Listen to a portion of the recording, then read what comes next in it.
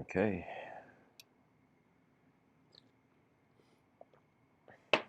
Hello, everyone.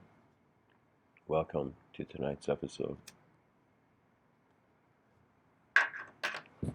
A wonderful title has found me in this moment. The title of tonight's episode is Aeons of Advanced Awareness.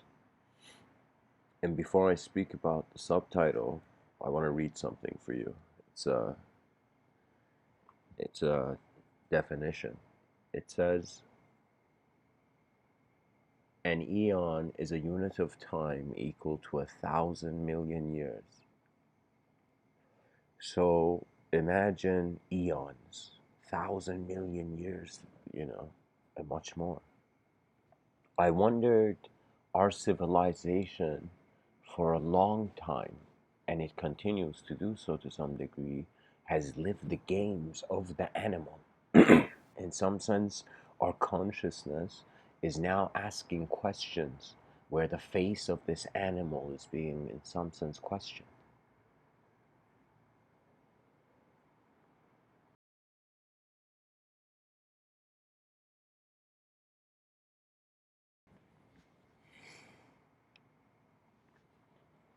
So I wondered,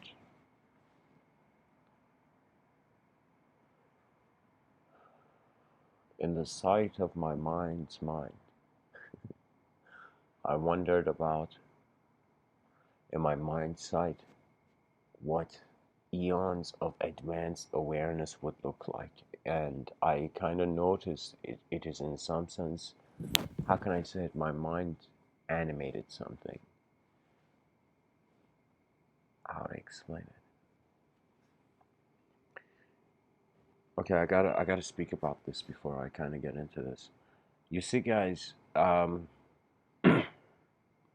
world thinks, most people on this planet, they are living in a physical world.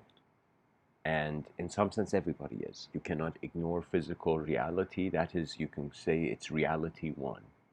That is kind of like the starting point, the starting platform. Physical reality is very crucial to study. And so these Mr. Within talks are here after a person has studied physicality to a point where they have come to the unknown.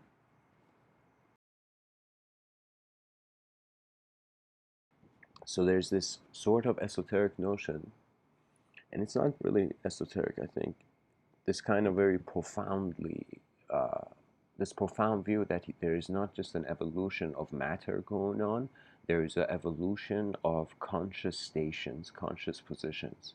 And so there's this kind of idea that the way our current civilization in 2019 is heading, that by the year 2050 or something, you know, there will be a singularity, and eventually we are seeing, from man being in a creator position, moving more into a sort of creator position. So you see, either we take natural responsibility or we don't, and the decision moves us.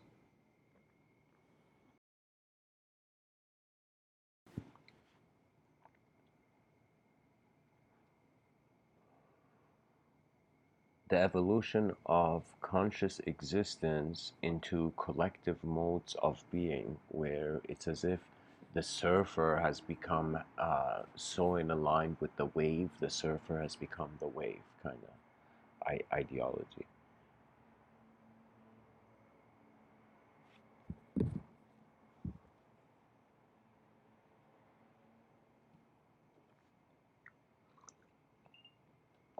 There's this Sufi mystic poet by the name of Rumi.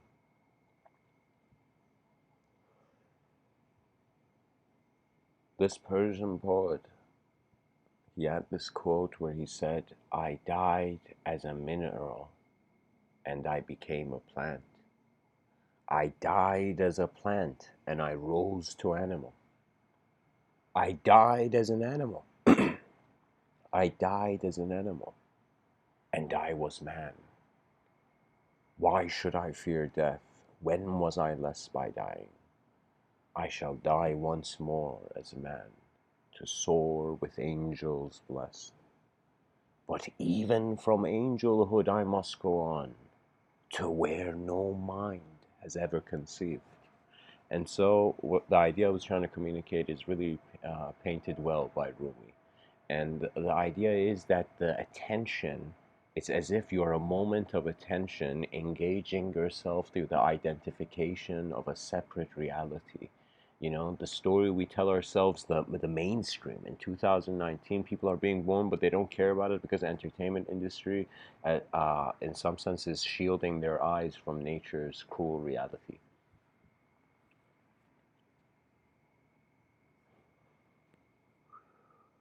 Anytime the sense of meaning of one's ideological existence is made turbulent, uh, there comes a sort of reactive energy. I don't know how to say it. It's as if there's the person, if everything is okay, will never get up from the chair. But if there's an emergency, the person is already on his feet running, you know? And so these sorts of behaviors and mentalities really have to do with how we are positioning existential meaning. So the notion is a drop returning to the ocean. Why, first a group of drops join, there comes a stream. A group of streams join, there comes a river. Then the river goes through a waterfall, a shift in angle, a shift in dimensional existence. Then it finds its way, in some sense, to the ocean. So you see, human leadership right now, the idea of it is individual. Someone come and drive the bus. That's the kind of leadership they're teaching here. But I believe, I shouldn't say I believe, I feel that nature is going to, there will be an evolutionary return to nature on a mass scale. We're going to see the artificialness of the way technology is compensating for ways that we should naturally evolve.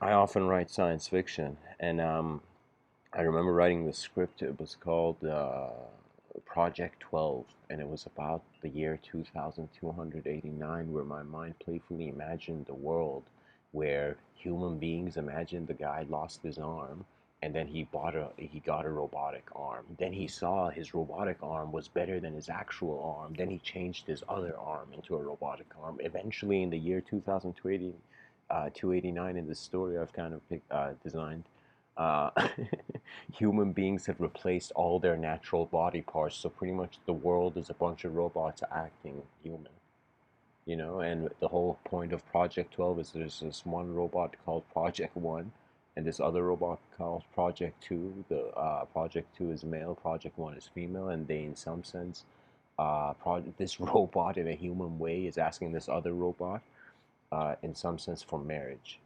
And the whole reason I'm kind of bringing this idea is that in one direction, we don't return to nature.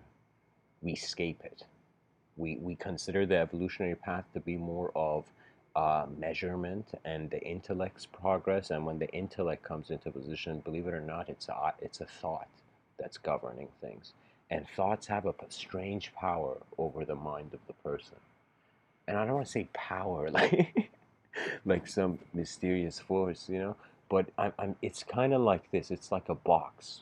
It's like putting a box over someone's head, but inside that box, they don't see just the empty cardboard walls. They see a reality. That's the profoundness of ideology. Is I say it often. Language is the skin of the ego. So this is my kind of view at the moment. We are living individual lives. We are saying what is real is individual, physical, and in some sense, right here. We consider that which is collective, that which is in some sense, how can I say it, a separate individual consciousness evolves to a collective, kind of non-dual state of being. I'm telling you, we're all going to evolve beyond language, but not now. When we find that its hollowness, every human being will find to some degree they are projecting the values of their life, and life it gives you a strange independence, existentially, when you see the meaninglessness and the emptiness and the chaos of life. Again, the poet Rumi has this quote. He says, "A bird needs two wings to fly, and the mind requires chaos and order to exist." And the way society is designed, people run away from chaos, people in some sense worship order. Every system of worship has a sort of order to it if you pay attention. It has two factors, you know. So when one looks at, in some sense, the influence of religion, religion is a promise. It is a promise from truth. That is how it comes. I remember I was till the age of 7. I was raised in Iran, and I came to Canada, went to Vancouver. I was there some time, went back to Iran for a few years, and then I came back to Canada. But in those years that I went back to Iran, I saw how ideas were promising worlds to people. I saw how language was promising reality to people. And then on some level, I began to laugh and cry. I say this playfully in my other talks. I've had many moments where I've laughed and cried because in the current moment, I'm seeing something tragic. But ahead, my mind, as it conceptualizes ahead, it is laughing in regards to the value. It's as if you see violence, okay, and a part of you cries, "Oh my God, there's violence. There's messed up stuff is happening." But then a part of you laughs because it's not an emotional thing, it's an inefficiency.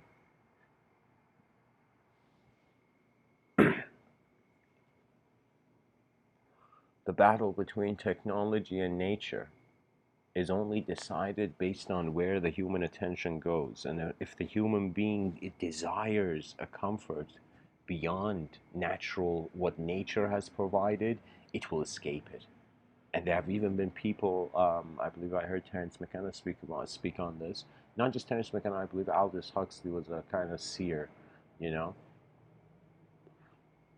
Anyways, the idea is that human existence, these guys thought that human biology could perhaps be an intermediary to technological existence. That means the purpose of the life of humans is never for humans. It's for the effect they will have. You know, something continues on. You know, why is in some sense the planet constantly populating? You know, it is because one, we do not want to be lonely, and two, we want to remain. And these are the two great kind of titans that have been set loose in humanity. Unchained powers of chaotic intensity. You know, there are some problems. For me, it's very funny. People are like, okay, like, oh, like people don't ask this, but sometimes I have explained to people that problems are like they have sizes. There's a problem that I see it's minor. And what that means is the efficiency of the instantaneity from the moment my awareness sees that problem to the moment it won't see it anymore. You know, and then there are problems which are giant. That means it's as if one lifetime is not enough. And you're standing in the shadow of a force you cannot change, but at the same time your attention remains.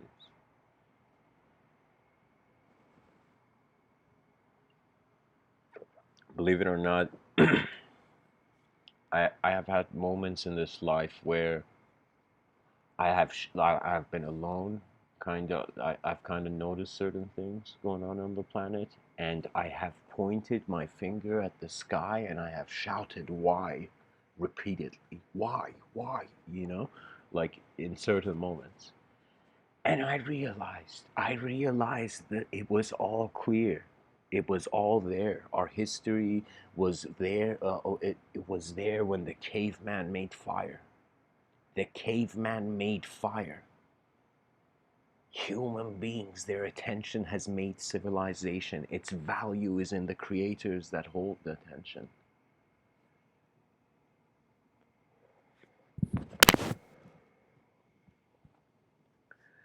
So, when thinking about what eons of advanced awareness may look like,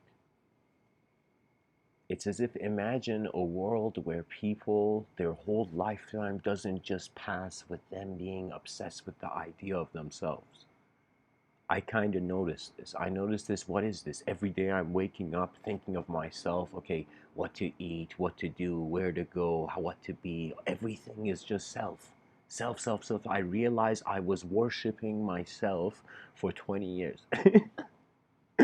And the moment I realized there was one bit of that reality of just constant attention locked down on the idea of the self. Just a second, guys. Hold on.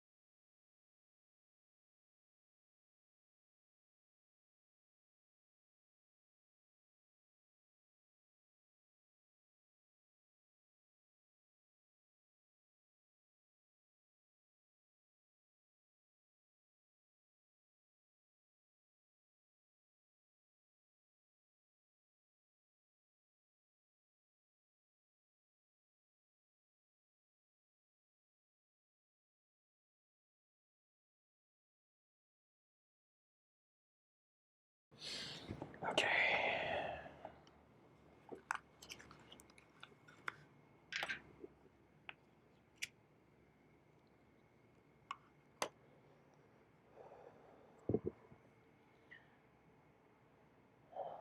Pretty much the idea that comes to my mind.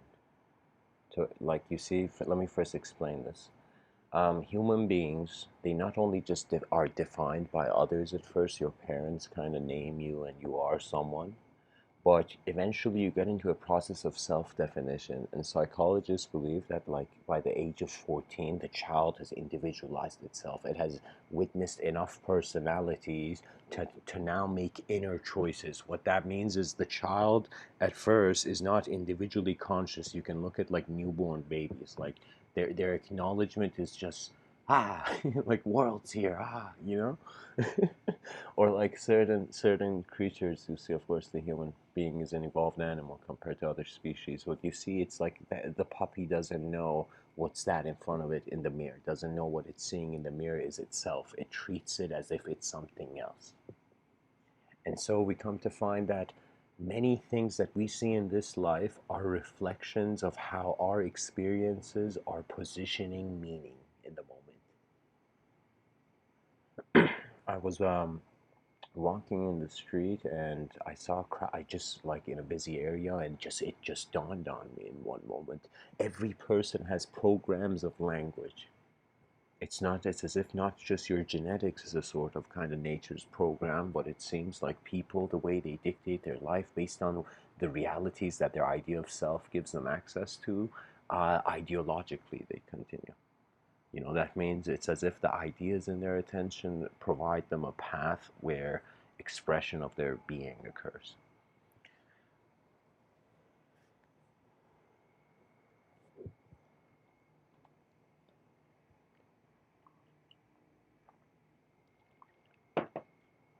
So the moment, personally, when I just look, I think this should be universal. Every human moment of being has an objective component and a subjective component. The objective component's very obvious. Go look in the mirror, you'll figure it out. The objective phenomena is here. It doesn't move as quick as the subjective component or the subjective life of the being. So when you kind of acknowledge and the moment having two eyes that see the same, that means the subjective component and the objective component are being one moment of phenomena, then the person innately feels multidimensional. You see, it's kind of the way the world is designed. We are observers. It's a sort of observance. You know, this is why what people wondered, like, what is this meditation? Why do people go in caves? They go in there because they have realized the mirror of existence. They are realizing that there's two ways you can walk in this life. In one way, you distrust the unknown. In another, you trust the unknown. Mystics become lovers of the unknown. That means if you think the moment is divided between 50% of your moment is known, 50% of your moment is unknown, mystics are going to like 99% of their moment being unknown, and that 1% known is just like a sort of one thought probably in their physical body. So you see, the attention is very playful. It's going to at some point figure out that the rules that are defining it and keeping it are self-generated. Right? So you find a sort of freedom. Now, what happens? I've wondered about this personally. What is the most efficient way to look at this life? And I realized after, let's say you read all the books, somehow through computer technology, you had access to all the data. Your consciousness got an access of everything, you know. And imagine after that, every greatest teacher on this planet came and taught you everything they knew, and you learned it. Imagine. Now, what is left? And that is the unknown. That is the unknown. And it's very funny. Two things are kept in the unknown, and it's very incredible: fear and truth. Fear is self rejection, truth is self acceptance.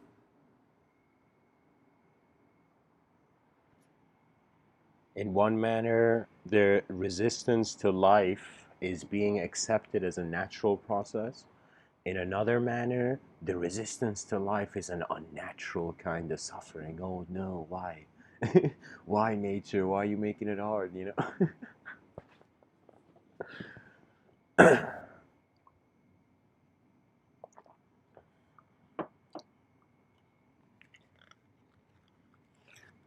In Vedanta, in Vedic thought, they have a very fascinating concept. It's called Mahasamadhi. Uh, and how would I say this to you?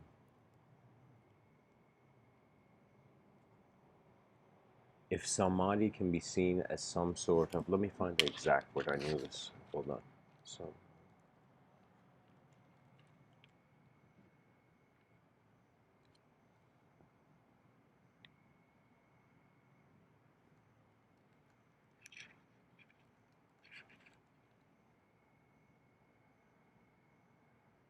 yeah, there we go. The term samadhi derives from the root samada, which means to collect or bring together.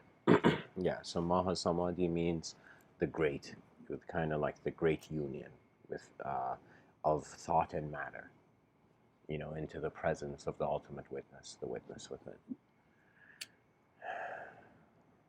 So this concept of mahasamadhi, for many so considered enlightened people, is the ultimate stage. It is the ultimate renunciation. That means it was easy for the person to get rid of their desires, or at least for the yogi, it was easy for the yogi to get rid of it, their desire, because the person saw at some point you got to let go of this body. And when it's either the body lets go of you or either you let go of it. If you let go of the body, that's a kind of very unique notion where the Sufi mystics would say it's like dying before you die. The ideological self kind of evaporates while the biological existence is active. So the subjective experience becomes transparent, and then you just witness objective phenomena moving before thoughts appear. So you kind of become this sort of, the best way I can say it is the winds of evolution are moving you in that moment.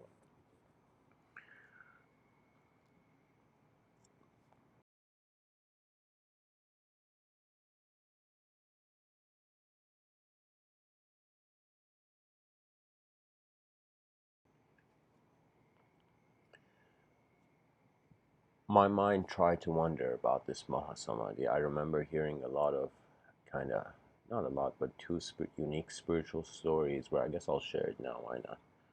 Uh, One story was of this old man back in the day, and this is at a time where the spiritual ego of most people was drawn to alchemy. And so there's this very old kind of gracious man on in the street, like in this busy market, and then there's a young kid. Young kid. I mean, when I say young kid, he's like in late 20s or something, compared to the old guy. Okay, the guy was old. And so the old guy, this kid is talking about, suddenly this kid starts up this conversation where he says, it is not possible to die whenever you want. It's nature. It's in the hand of nature, you know? And so this old man hears him and he's like, no, it's possible. And he kind of explains that it's like once you have restored certain values, then you're free beyond conception. So it doesn't matter where you linger anymore, karmically. So, anyways, the old guy, what he does is he's like, let me show you. Next level guy. You know, he puts his hat, they had cylindrical kind of wool hats in that time. And so the guy puts the cylindrical wool hat against the wall and puts his ear, like right ear part of his head on that side. So he's standing kind of like a rake against the wall, but his head's like the hat's between his head and the wall. And he just closes his eyes. And this kid's like, what is this old man doing? And then the old man suddenly is gone. It's like there's no sign of the breath, as if the person consciously left, as if the sort of fear of reality had not imposed itself to a condition. There are some mystics who in some sense discuss this, where they say, how would I say,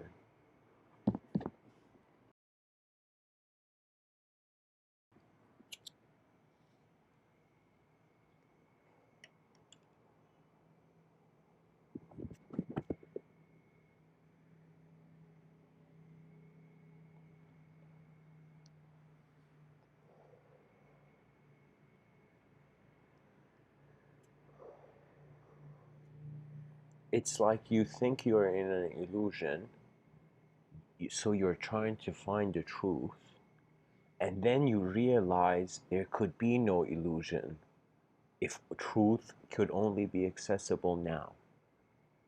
You see, it's as if like we are saying this, there's other worlds, so many people on this planet, they are thinking of their afterlife, and the afterlife comes to them as a location, as some better place they can go, right? For me, it's that where is location being experienced? Oh my God, it has an inner source. And when we go within, what do we find? We find the observer. We find the experiencer, the presence of the experience. So you can say your body is governed by a personality that is governed is governed by an attribute, kind of attribute filled personality that is governed by an attributeless presence. There we go.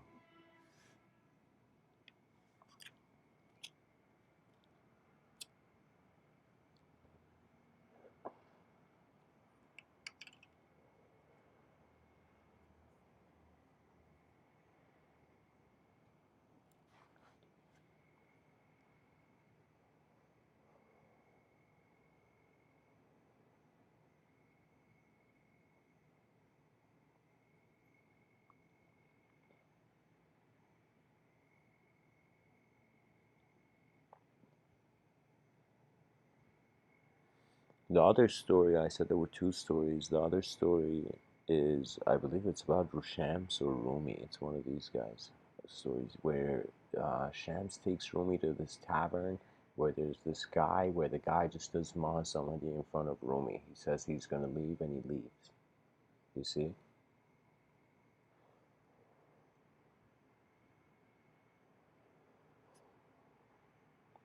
The issue with the ignorance of humanity and our civilization is that it considers language to be the pentacle of knowledge. But there's more. There's the space where language moves in. lives in, comes and goes, the various thoughts that visit the person throughout the day, the various moments the human being finds himself in, moments where there's beauty, moments that are ugly, moments that in some sense it's like a roller coaster of various ways to look at the world every day. And so eventually, the thought driven, bewildered beast, in some sense, the egg of the ego, if it breaks from the outside, it is kind of suffering. If it breaks from the inside, it is blissful. There's various ways you can exist in this life. The reason the world appears to you the way it does is because of a subconscious authorization. And that subconscious authorization is in some sense the greatest way your mind has been able to interpret the unknown. And if the ego, let me tell you, it's as if, you know how you hide important data, and you see like a sort of organization fails, right? You see, it's as if when something is kept away from the light, it kind of dies, the whole thing dies.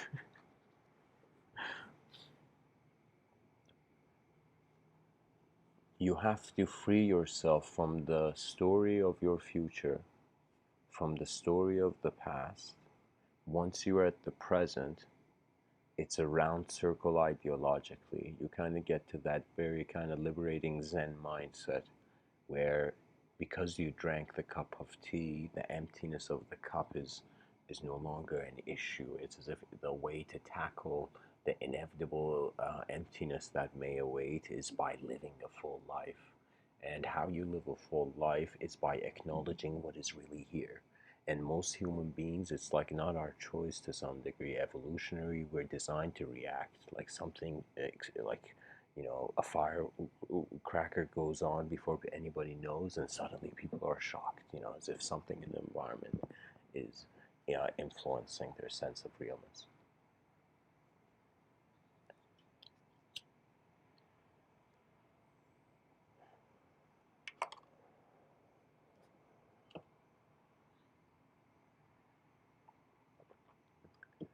I thought of a very interesting sentence right now.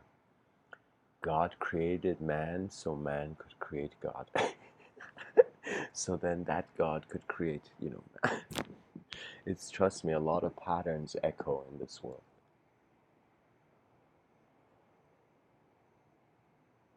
The bathroom mirror is not the only mirror. The edge of the sky is also a mirror of your wonder, the mirror of how your intelligence is maintained. You see, there's something I disagree with also. This is something because I'm trying to keep alive certain findings in mystical traditions, wisdom traditions, I must speak highly of yoga. But I have certain considerations myself, agreements and disagreements, where in some sense the yogi failed to be in heaven because the attention was lost in trying to get out of earth. It's as if in today's world we can no longer be just purely silent. Silence is the bunker for the noisy mind. I'll tell you something unbelievable. Uh, just for 20 minutes, sits somewhere, and this is the enlightenment meditation technique. Just sit. Just sit in your moment of being and watch it. And anything subjective or objective that occurs, watch it. Watch how life is happening for you, or there is a big chance you will be in a sort of unconscious loop of a program. You know, I'll give you an example of what I mean by that. I remember seeing this YouTube video where it was kind of tragic. The YouTube video had a very good, like high energy vibe. Like it was a good video. It probably made a lot of, uh, evoked a sort of kind of success in people's minds. But at the same time, it was tragic to me. Why? Because the whole video was a bunch of these kids who got bullied,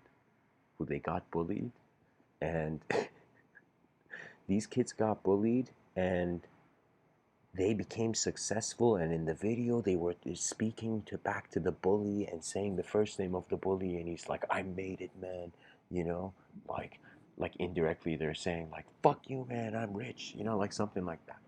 And it was as if I'm like, holy shit, that bully inspired the whole career of the guy to still release his inner child. This is where existential maturity comes in, where you begin to notice how your experience is occurring, what stories, what imagery it is tagged in. My main focus is that I'm saying you are an attributeless presence. Your moment cannot be put into language. You can try though. As I am now, because language is a technology that also needs to update, and the evolution of language is the evolution of the story of the individual, and the story of the individual is what is keeping it individual. So if the human, our civilization will have a different outcome, you can say a parallel destiny line, if if it chooses to behave based on a different program of language, a different view, a different story.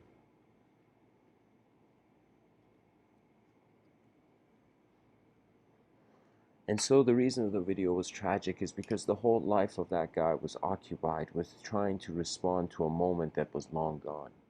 It's as if it was the guy was living for the past, but inspired to live for the future so the future could help him live for the past, you know? I believe your past is past, pretty much. It's gone.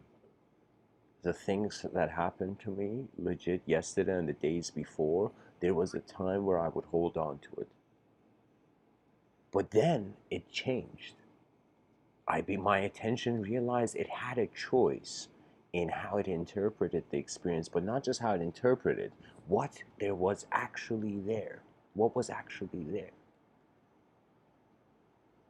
There's a line in the Lotus Sutra, a Buddhic text, that says, keep your mind alive and free without abiding in anywhere or anything. That means don't buy any stories. That means get out of the language simulation. Find one moment where, before you need to do something, the world is being something and you watch its magnificence.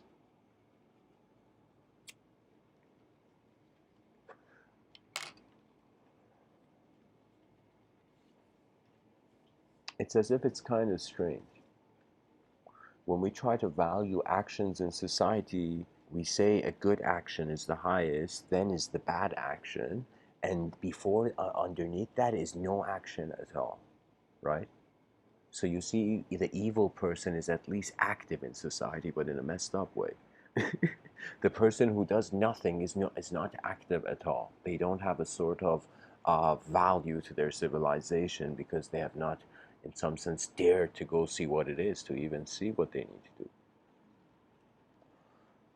For me, that this notion, I mean, the resolution to bullying is, remember our ancestors, how they fought in battlefields with swords, and they lived harsh nights, and there was no transportation, and they would walk for days, and the suffering they experienced and the suffering we experience now.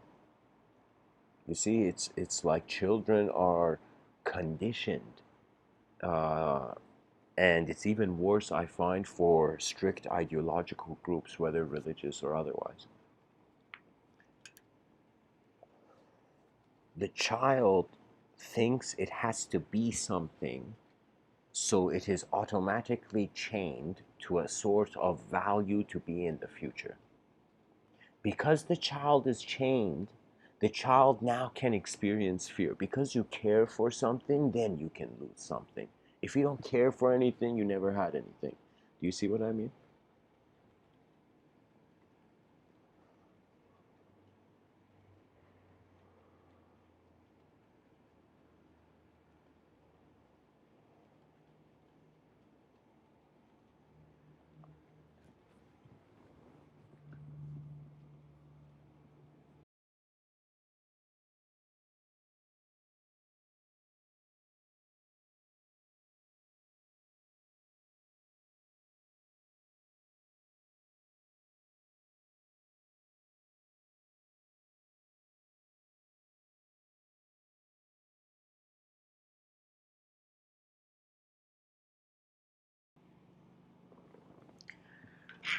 Think of it this way.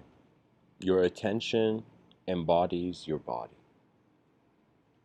but your attention also embodies a sort of subjective position. This subjective position is like me imagining there's like I'm on my porch right now. I can imagine like a canoe like hovering in between the branches of the tree. That imagination is something that is here to me internally, but externally it doesn't exist. There's no canoe between the branches hovering. There's not a hover canoe.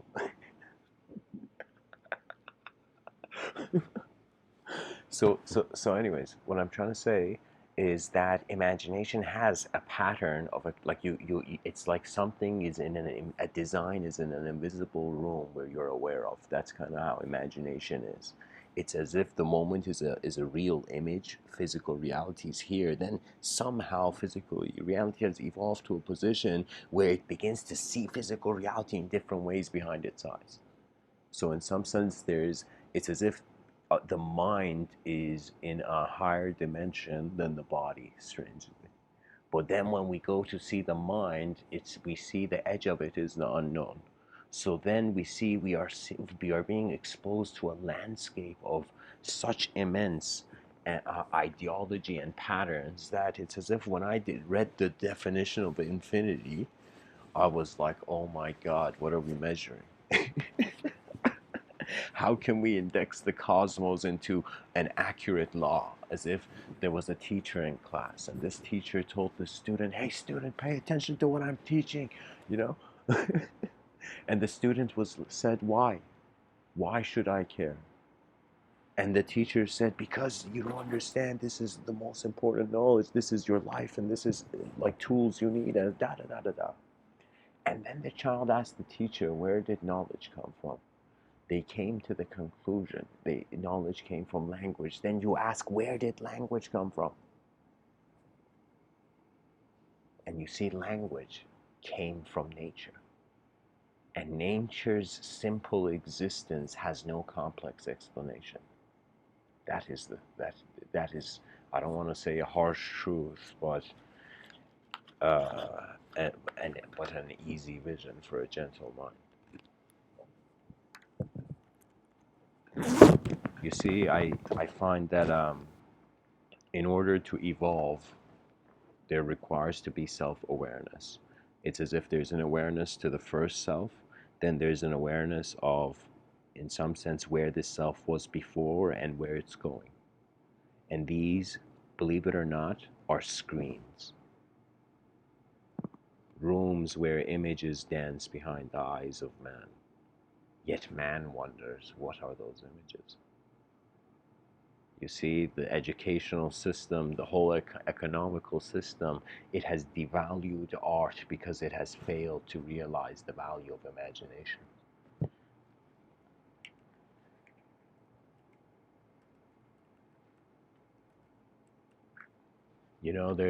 I believe Einstein was very wise because he says imagination is more important than knowledge, for knowledge is limited, whereas imagination embraces the entire world, stimulating progress, giving birth to evolution. And he's right, because it's like the guy came up with the theory in a post office. Einstein came up with general relativity and super relativity, if I'm saying that correctly, yeah. He came up with it in a post office. Dude was chilling in a post office, kind of like, you know, stamping like letters or something. And in the middle of it, suddenly he wondered. He had this sort of thought experiment where he wondered what it would mean to move at the speed of life. His mind began to wonder about the relationship of energy and light and how it all had a sort of mass.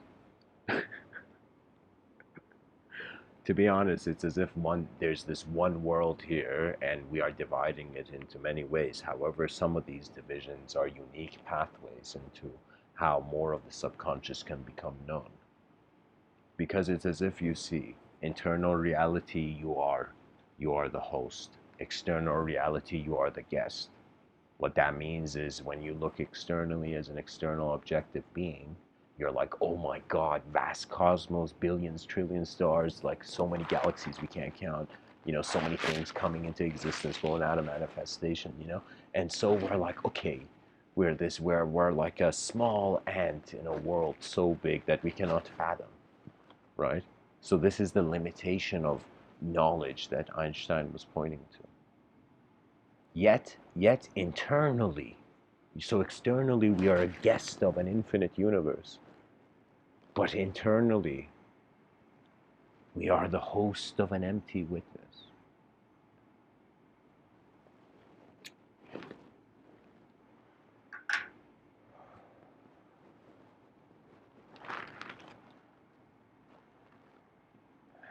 I'll read that quote again because it's really brilliant.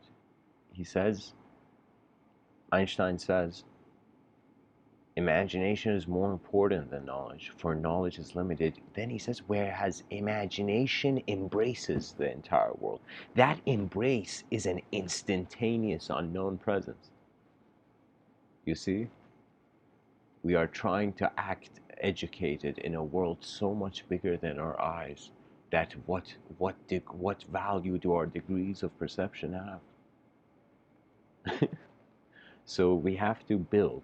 Language is kind of like, is not, language is like we're going to use language to build a new fire in the mind of the species. A fire that does not put story as a priority but cares for the actual living experience. That is what civilization is lacking, and nobody's talking about it. It's lacking realness, natural realness. This natural realness is in some sense like, why is technology taking the spotlight of the biological human attention?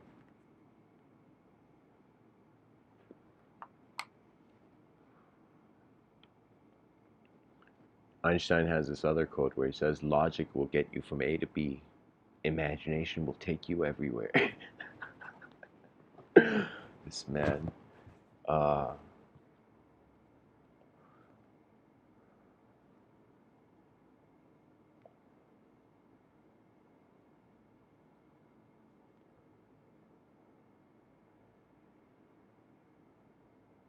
it's remarkable when you suddenly notice your subjective reality and begin having a healthy relationship with how your attention is your moment. The greatest recommendation is just like, it's so simple that because you want to know what your the truth of what the truth like you want to know the truth, you have to care for your eyes. You suddenly realize nobody has your eyes, and suddenly your eyes have a unique value. It's as if you're the only one seeing through them. You see? So your viewpoint has to, through an inner individual consideration, find value. You got to first care for yourself as an individual before you can truly help the collective. Because the effort is individual inefficiency turns into individual efficiency, then individual efficiency shifts collective inefficiency into collective efficiency. And it has to do with a sort of selfish mode, you know, where the person's tired of selling fish. And so the selfishness is, uh, it. Osho says it nicely, like a snowflake in a, like a snowflake in a sunbeam, something like that.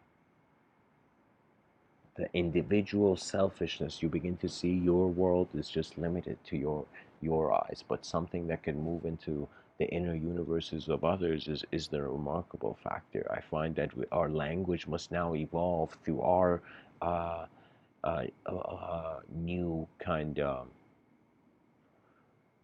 view on the whole situation. You have to come into a sort of peace, a sort of allegiance with the natural world. So you got to care. You see, the issue with technology is that it is idolizing the intellect. So in some sense, the egoic construct is trying to be the king of the world through technological means and the display of patterns correctly. You know, It's as if that moment where an experiment goes correctly is like a divine moment for that scientist.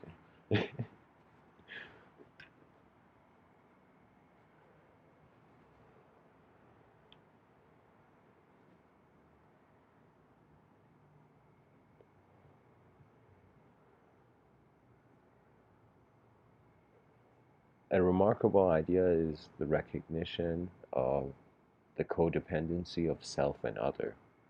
What that means is the person is under the impression that they are in a world. You feel you're separate from everything else, you know? But then this sort of separation, it's like it's like night and day. It's like good and bad. It's as if there's a dependency, as if nobody did anything bad, we wouldn't know what good is. If nobody did anything good, we wouldn't know what bad is. But at the end of it, it's just patterns of expression coming through sort of genetical filters and unique efforts into just people and society.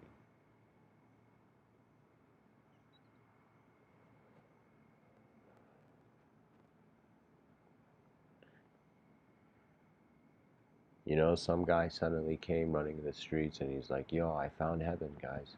And everyone's like, you found heaven, man? What? You found heaven? Where is it? And he's like, it's inside. And people are like, inside where? And the person says,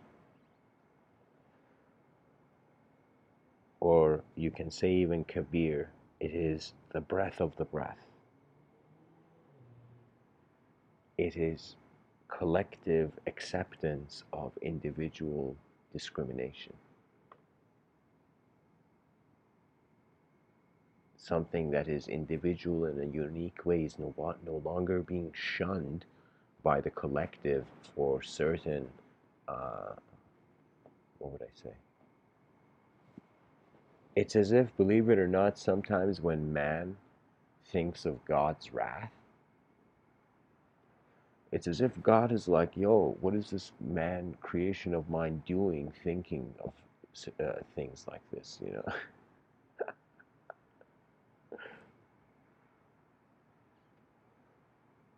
But believe it or not, in ancient traditions, the ignorance of man was the failure of God. This is why the people felt there have always been the human species is being watched by the cosmos because it exists as part of the cosmos.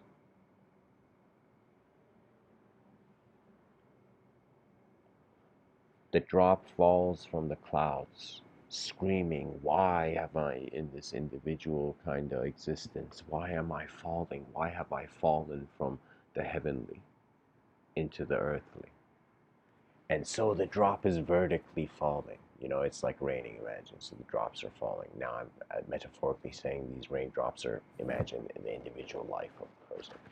So the drop is falling, and it's like, oh my God, I'm falling. Why? Why is life going into meaninglessness? I'm just a drop. And then the drop falls into the horizontal dimension of an ocean. That means there is a sort of return to your true presence, which was all of this. The moment is being your mind. Your mind is being your moment. Your subjective self is codependent on your objective self. The way you're being material is very crucial. I'm saying it's like your subjectivity depends on this because it's kind of like the goggles the cosmos is using to look at itself. It's as if they asked Swami Krishnananda, what is religion? He's like, yo. He didn't say yo, he's a very kind of holy man, but Swami Krishnananda, he says religion is God remembering himself. That means every person in religion is being drawn towards some union where the guilt of the individual life is kind of forgiven. This is why it's as if when chaos happens to the religious man, he has to forgive it. What else can you do? You know? Anything else you do, God punishes you. You have to forgive. But on another angle, we kind of see it's as if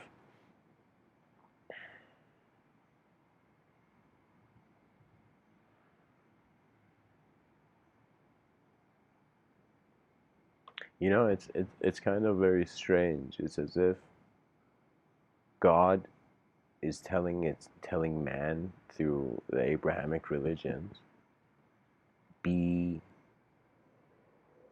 in some sense forgive your fellow man, but then if you commit a sin, then there's judgment, so there's no forgiveness.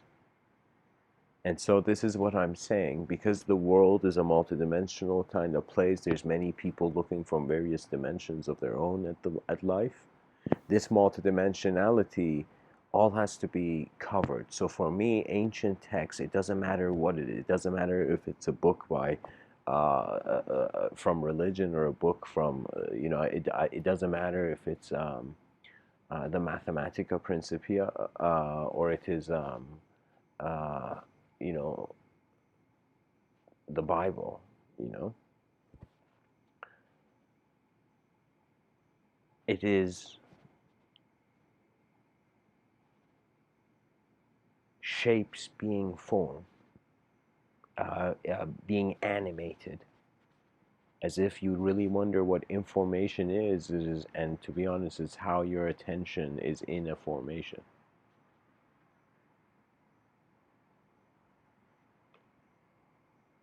This is why Galileo said, you can never teach a man anything, you can only make him realize it within himself.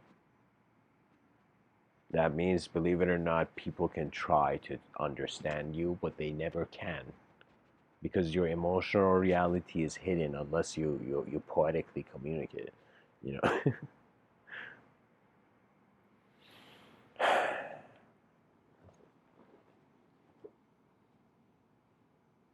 So anyways, guys, thanks for listening. I don't know if the chat is active, but sometimes I wonder how the ears of the world embrace the voice of the world. There's this incredible quote. Oh my God, I just remembered this. This is it's a Cherokee quote. Uh, Actually, I don't know if it's Cherokee or if it's Indian. But anyways, the quote says, when the child is born, the child cries. The world, the child, the child cries. The world laughs, embrace like lovingly. The world laughs lovingly, and in some sense, when the man dies, that is when the man is laughing lovingly and the world is crying.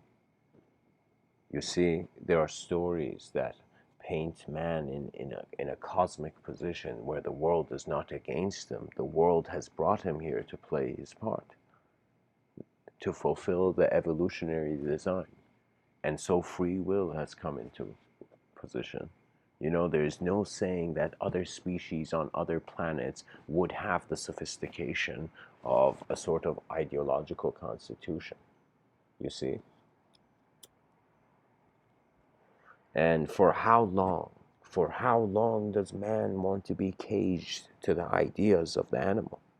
The animal has nothing else to do but work with instinct, and its instinct is just intuitive reactions.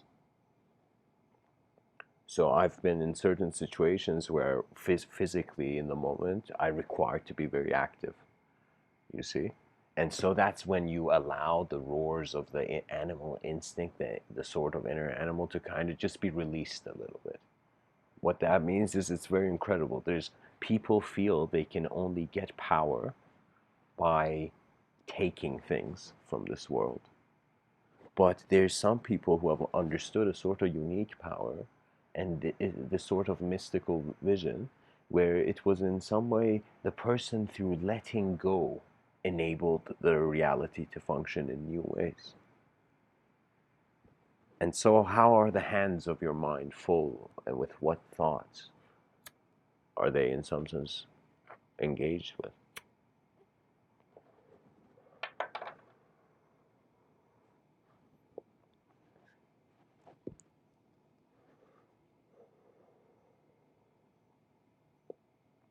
When the child dies, The child smiles and the world cries.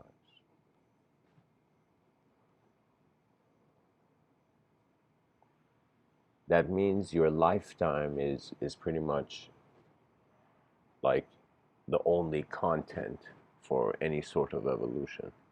Your moments must become valuable. They must become valuable in a way where that value belongs to how the future generations will open their eyes and, in some sense, fascinate us with their developments.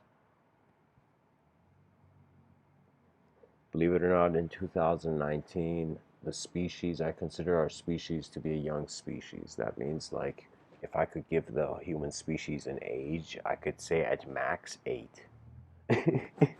The species overall, its progress and efficiency kind of looks like if there was an extraterrestrial kind of viewpoint towards the terrestrial life, they'd be like, okay, these human beings, their efficiency is like, like a sort of 8-year-old kind of mentality, you know, a childlike mentality where we are still fighting, we're still playing with thought. We have not, as a species, come into the terms of realizing the value of the life is in the breath of man.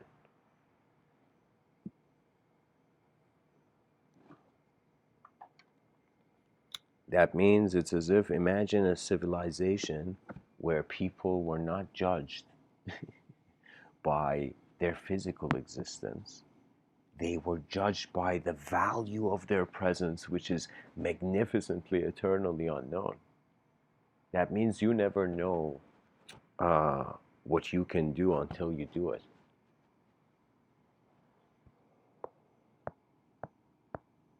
And this life is temporary. And when the world forgets what the temporary reality is, it gets it enters illusions of eternity. An illusion of an eternity comes usually in the sort of a promise.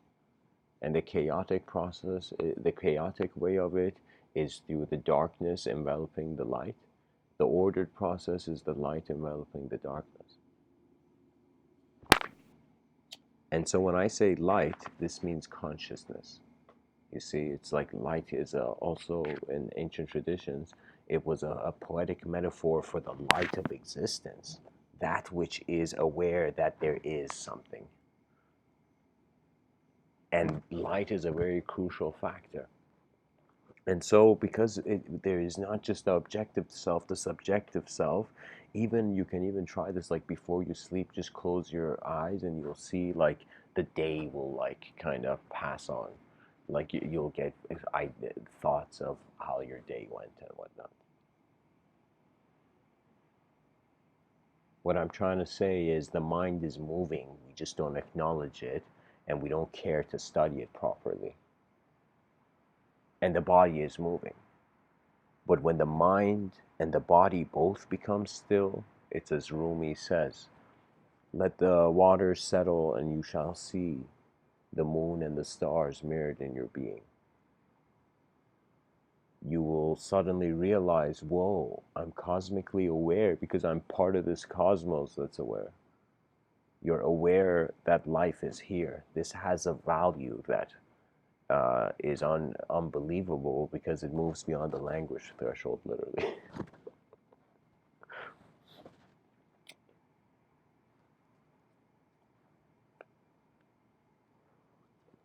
For me, above all the archetypes that exist in this world, for some reason, just naturally, I have concluded that the archetype of the pilot is the most incredible one. I feel we must be pilots, pilots of our attention. And we must pilot the attention in ways where it's kind of like because you're such a small thing in a big world, you got to kind of be humble at first.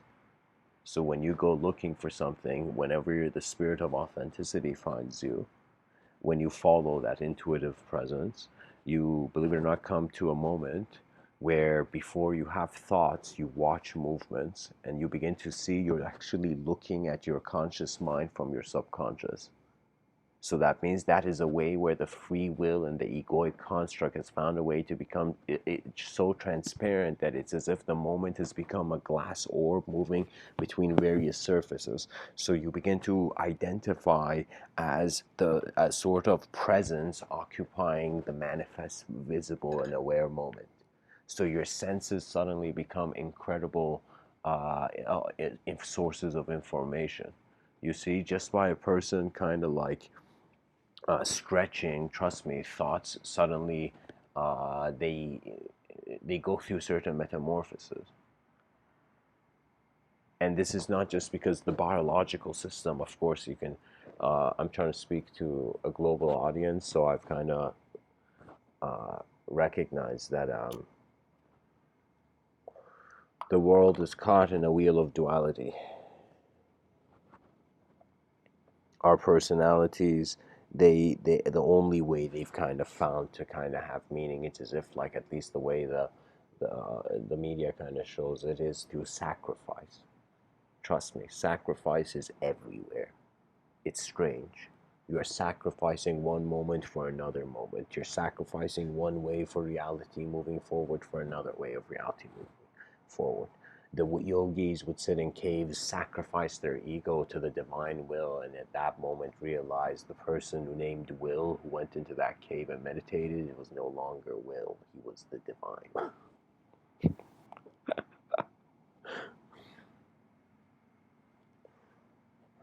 So a sort of ideological dissolution into an attributeless presence of attention, where the attention, before it is kind of in language, it is watching language. So suddenly your mind finds ultimate freedom into projecting any idea.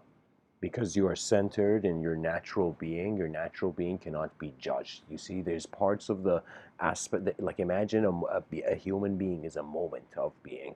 Now, there's parts of this moment of being that can be judged. Okay, it's as if you right now, if you were sitting right here in front of me, you could see me, my physical body, but you could not see my mind. Same with me. If I was to kind of see you, I would not see. I could see your physical reality, the physical component of your reality, but I could not see your subjective realities. And this is the value of language. This is why I'm kind of also talking about language as a technology, kind of like that fire that was a light in man's mind. The caveman's kind of genius.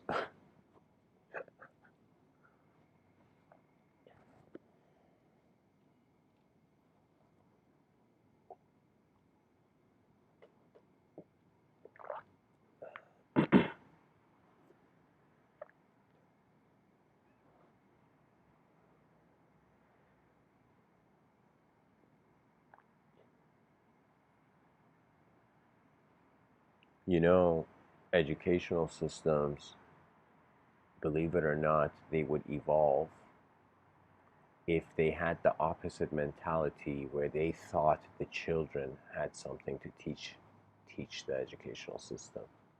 This way the child's true intelligence would not be ignored but would be embraced. And I believe if the educational system, for every assignment the child did, gave a payment, no kid would skip class. If teachers really want children to really care, you gotta bring monetary value to their time in the educational system. For most children, at least I'm living in Canada right now, for most people in Canada, the educational system kind of is a burden. It's like this kind of like moment where the value of the degree that you find yourself in is kind of like a weight on your shoulder, a huge financial weight, like Atlas holding the world, level kind of thing. But if it was the opposite, if the human being was somehow, society and civilization was smart enough to realize, acknowledge the human being properly, give it what it requires to the amount it authentically requires, and it will suddenly shine brilliantly. Genius would just step out of your mind instantly. And so, what I mean by that is a reevaluation of the moment. It's you become very you kind of releases occur. Even you get to a point where any sort of segmentation of the moment is hilarious to you. When I say hilarious, I don't mean you're ignorant. You're fully aware of what is here, but the story of meaning is in how you hold the pen, so there's nothing to worry. Just write, sentence your life to clarity of the moment. That means you are here to really see what you are as a being.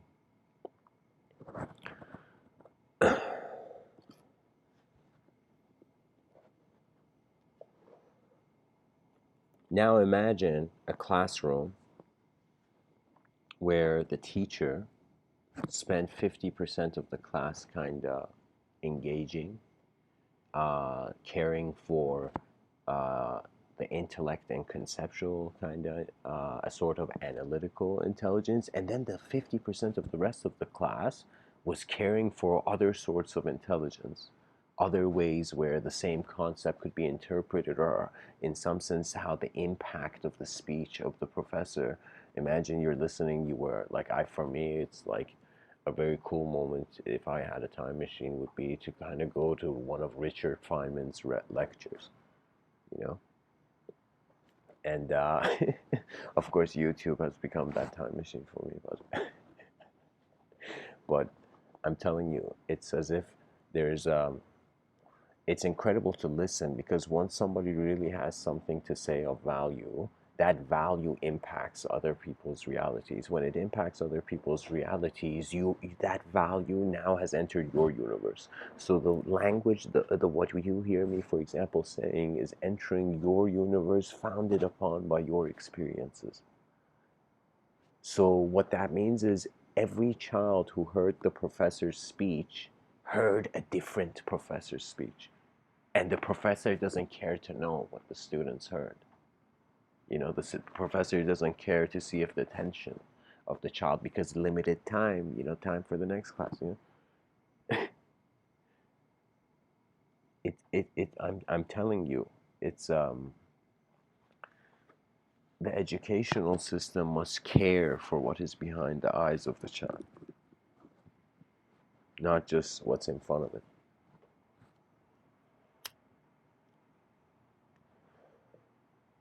When I talk about the educational system, I'm thinking of a scope of, like, you know, 1,000 years, 10,000 years, how the educational system would continue and what its purpose would be.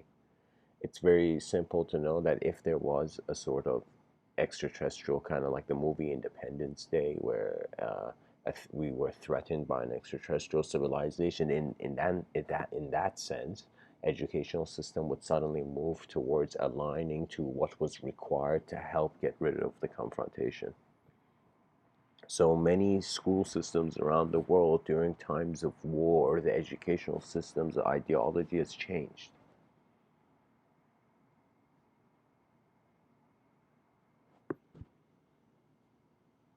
So if there was a sort of situation, independence kind of situation, and that would the educational system would align to that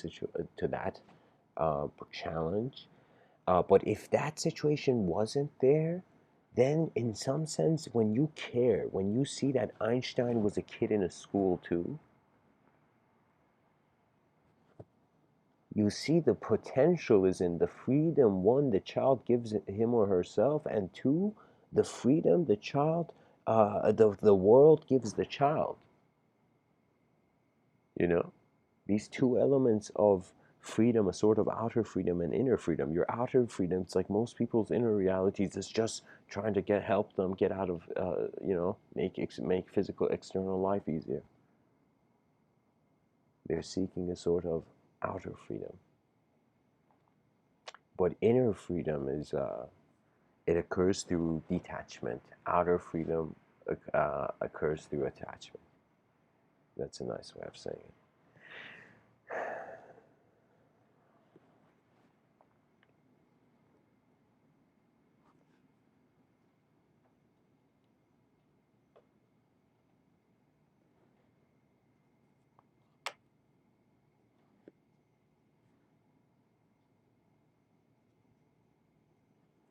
It's as if uh, a man kind of died, imagine, in this story, and he found himself in heaven. And he asked himself, why did I come into heaven? He asked the voice of heaven, why am I here? And heaven said, because the soul could never die.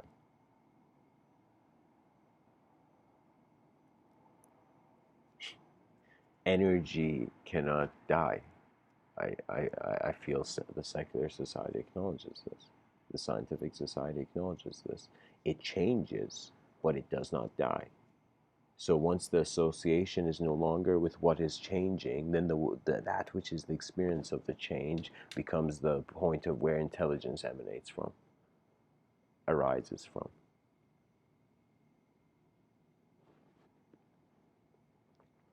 And I believe it was Benjamin Franklin. He said, honesty is the first chapter in the book of wisdom. Like, an incredibly badass quote. Find an honest world to live in, and you will find an honest health. And that honest health will liberate your inner reality.